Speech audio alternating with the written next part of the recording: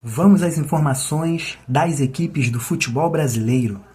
Vamos começar falando de Vasco da Gama.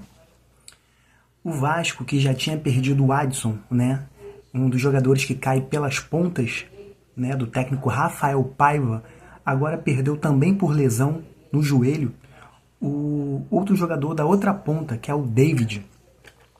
David, que tinha os direitos federativos, né, vinculado ao Internacional, chegou a 60% de atuação pelo time Cruz Maltino na temporada, e devido a isso tinha uma cláusula, né, no contrato dele dizendo que o Vasco deveria pagar o valor integral para ficar com o jogador.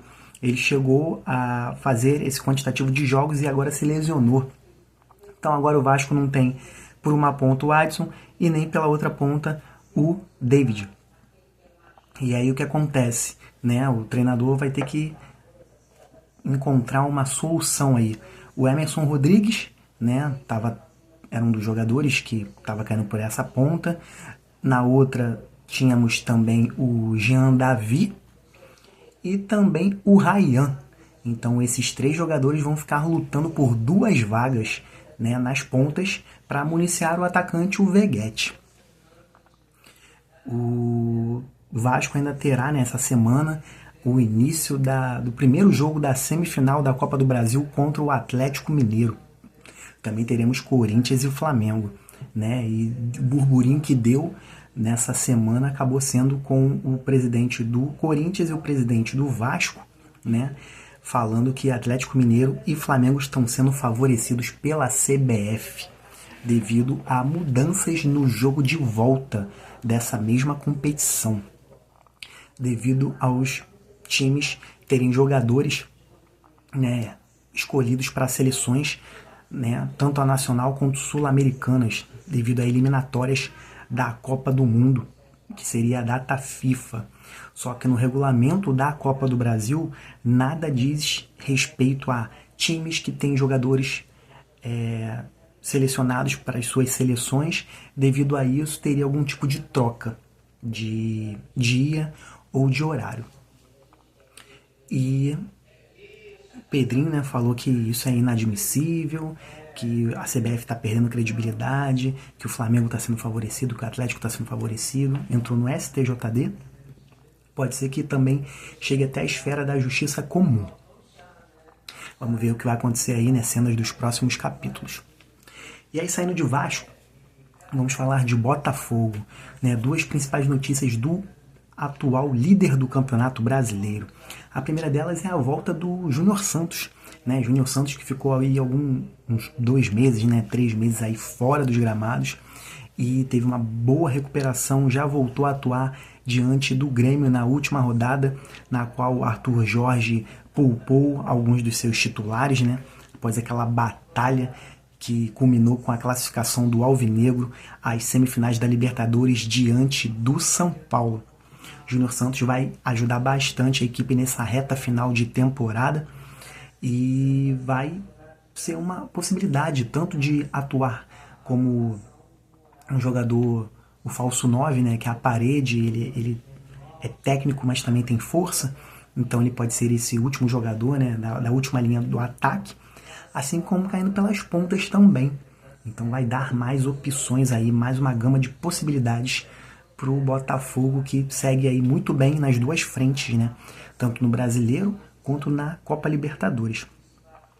E falando em destaque, né, nós não podemos deixar de falar do zagueiro angolano Bastos. Ele que chegou a completar 50 jogos pelo Alvinegro, tem 4 gols marcados, né, com a equipe, e teve uma renovação de contrato, né? Agora a renovação do Bastos ela vai até 2026, né? Um grande jogador, né? Foi um achado para a equipe e vai seguir aí, né, como titular. É um titular absoluto, né? Uma boa minutagem, né, que ele tem, e tem um respaldo do elenco e do treinador. E agora nós vamos falar de Flamengo. Flamengo que demitiu o técnico Tite, e o Felipe Luiz agora é o novo comandante da equipe profissional, né? Felipe Luiz, que ganhou aí Copa Rio pelo Sub-17, o Mundial pelo Sub-20 e agora vai assumir a equipe principal do rubro-negro. E aí tinha uma dúvida, né? Mas o Filipe Luís, ele pode atuar, ele pode assinar a súmula, ele tem as licenças que são obrigatórias para o treinador assumir uma equipe profissional? Então, na CBF Academy tem alguns níveis e ele conseguiu a conclusão tanto do nível A quanto do nível B. Então, nacionalmente ele pode atuar, ele pode assinar as súmulas, ele pode ser o treinador sem problema nenhum, né? O que emperra ainda algumas situações para o Felipe é que pela Conmebol ele ainda não tem essa licença específica. Então, em competições internacionais, mas no momento como o Flamengo foi eliminado da Libertadores, esse ano o Flamengo não joga mais nenhuma competição internacional. Caso viesse a competir, né, o Filipe Luís não poderia ser o técnico principal, porque ele não teria esse respaldo desse... Ele não tem ainda essa licença, né? E agora a pergunta que fica em relação ao Filipe Luís é quem ele vai mandar a campo, né? Ele era bem amigo de alguns jogadores do elenco, jogadores esses que ele chegou a atuar junto, né? Caso do Bruno Henrique, do Arrascaeta, do Gabriel Barbosa. E agora a dúvida é essa, né? Ele vai colocar os jogadores que estiverem em melhor forma, ele vai atuar com jogadores que ele tem maior confiança na época que ele foi jogador. E tem pouco tempo, né, para resolver isso, porque as partidas já são agora, né? Essas primeiras partidas de semifinal de Copa do Brasil, né? Como eu já falei anteriormente, o Flamengo vai pegar o Corinthians, né? E para finalizar, falar pela última vez de Tite no rubro-negro, vamos aos números do treinador pela equipe da Gávea, antes da sua demissão. O Tite teve 70 jogos no comando do Flamengo, conseguindo 41 vitórias, 13 empates e 16 derrotas, marcando 109 gols e sofrendo 51. E assim, um outro caso bem curioso que a gente pode falar é que desde 2011, né, o Flamengo não tem um treinador que inicia e termina uma temporada. O último que conseguiu tal façanha foi o Vanderlei Luxemburgo. Ele conseguiu ficar 485 dias no comando do rubro-negro e do fim de 2010 até o início de 2012. Vamos agora falamos de Flamengo, falamos de Botafogo, falamos de Vasco e vamos falar agora de Fluminense. Fluminense, o caso mais emblemático do Fluminense, né, nesta última rodada acabou sendo, além da derrota para o Atlético Goianiense, foi a expulsão do Germancano, né? O Cano foi expulso já tendo sido substituído, ele estava no banco de reservas e o árbitro expulsou o atacante do tricolor. E aí eu vou ler aqui o que ele colocou na súmula para expulsar o Germancano. Ele mostrou ao quarto árbitro, de maneira assintosa e incisiva, um aparelho celular com imagens da partida, com o intuito de reclamar e protestar das decisões da arbitragem.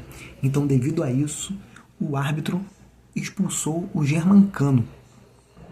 E agora ele vai ter que cumprir, né, a suspensão automática contra o Cruzeiro na próxima rodada do Campeonato Brasileiro. Então, pessoal, essas foram as informações dos 4 grandes do Rio de Janeiro. Então, agora vamos dar uma pincelada nos 4 grandes de São Paulo. Começando logo com o próprio São Paulo. São Paulo, a informação que a gente tem de alguns jornais e sites argentinos diz que o técnico Zubeldia pode ser uma possibilidade de contratação para a equipe do Boca Juniors. O ex-atacante, né, o ex-jogador Riquelme, que é o atual presidente do Boca, gosta muito do técnico atualmente no São Paulo. E foi informado por alguns veículos argentinos que eles chegaram a ter algumas conversas. Vamos ver se realmente isso pode acontecer ou não, né? E se isso acontecer, que perda vai ser para o São Paulo, né? Perder o Zubeldia, né? E já pensando na rodada, sem ser essa, sendo a 30ª, já pensando na 30ª rodada, o São Paulo vai atuar contra o Vasco, mas não vai ser no Morumbi, porque vai ter um evento, mais um evento, né, musical no estádio do Tricolor Paulista. E aí a diretoria do São Paulo está vendo para qual lugar eles vão levar esse jogo.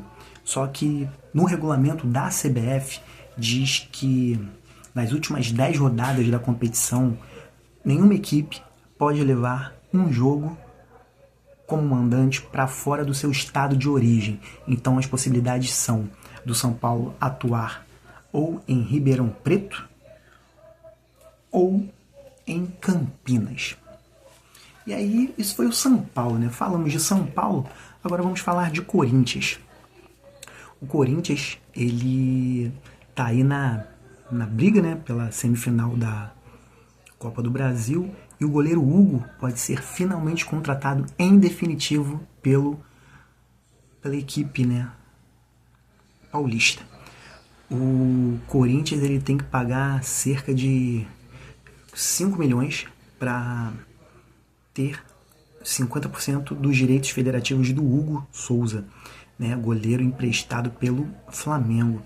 E a intenção é que a equipe, né, agilize esse pagamento o quanto antes, porque se esse pagamento não for efetuado, para que ele entre em campo, né, pelas cores do alvinegro, o que vai ter que acontecer? Mais uma vez o Corinthians vai ter que pagar 500 mil reais para que o Hugo atue contra o rubro-negro, né, que está lá na cláusula do contrato. Cada vez que ele atuar contra a equipe que é dona dos seus direitos, o time que conseguiu esse empréstimo tem que pagar 500 mil. No momento que ele conseguir comprar, né, parte desses direitos, que também está tudo em contrato, aí pronto, essa cláusula quebra, né? E aí vamos ver, né, se o Corinthians vai, antes do jogo agora de meio de semana, comprar ou não o Hugo Souza. E vamos falar agora, ainda em relação ao Corinthians, sobre alguns números do Memphis Depay. O Memphis Depay, ele atuou pelo Timão na última rodada por 30 minutos. Ele saiu do banco de reservas, visivelmente ele não está ainda com ritmo de jogo, mas ele atuou por 30 minutos. E aí nós vimos uma sequência de lances e de possibilidades que o Memphis não conseguiu ir bem, e a torcida já começou a pegar no pé dele, né? Alguns números aqui bastante interessantes, gente. Em 14 passes tentados, o Memphis só acertou 9. Em dribles, ele tentou 2 vezes o drible, só acertou 1 desses. Em lançamentos, ele tentou fazer um lançamento, mas não deu certo. Finalizações, ele só tentou um arremate ao gol, e esse arremate foi para fora. Mais números do Memphis. Um cruzamento, também equivocado, e 3 faltas sofridas, além de 9 perdas de posse de bola. São números muito pouco interessantes para um jogador do nível do Memphis, né, atuando por uma equipe do nível do Corinthians para ganhar o valor de salário que ele vai ganhar, né? Vamos ver que ele vai se condicionar o mais rápido possível. Está chegando o final de temporada, o Corinthians tem que sair dessa zona de rebaixamento, está em semifinal de Copa Sul-Americana, está em semifinal de Copa do Brasil. Vamos ver o que vai acontecer, né? E saindo de Corinthians, vamos falar de Santos. Santos que está na Série B. Santos que na Série B está em segundo lugar na competição, com 53 pontos, e está a 7 pontos de distância para o quinto colocado, que é o que está fora da zona de acesso para a primeira divisão, né? O Santos, ele está lutando para voltar à elite e tem 10 jogadores com contrato para finalizar, né, expirar no final do ano. A diretoria já está vendo quais desses jogadores vão continuar no elenco ou não, né? E tem uns gatilhos em contrato aí bastante interessantes, né? Tanto de jogadores quanto do técnico Carille, né? Se a equipe do Santos conseguir essa promoção para a primeira divisão, automaticamente renovação de contrato com o treinador. Dos jogadores que estão com contrato para expirar, né? Um dos principais é o meia Juliano, né? E o atacante Otero também. São jogadores que estão com contrato até 31 de dezembro e vamos ver se eles continuam ou não no Peixe em caso de retorno à primeira divisão, que é bastante provável que aconteça, né? São 7 pontos de margem de gordura, mas ainda temos na segunda divisão, nós temos 9 jogos para o término da competição. Então o Santos não pode bobear, aquele momento que todos os times estão brigando por alguma coisa, né? Tanto o descenso quanto a luta pela promoção para a primeira divisão. Mas eu acredito que o Santos vai conseguir sim essa volta à elite nacional. E para finalizar, gente, vamos falar de Palmeiras. Mas dessa vez não vou falar de Palmeiras em relação à equipe principal, e sim a equipe sub-20, que foi tricampeã nacional, vencendo o Cruzeiro na decisão pelo placar de 3-0.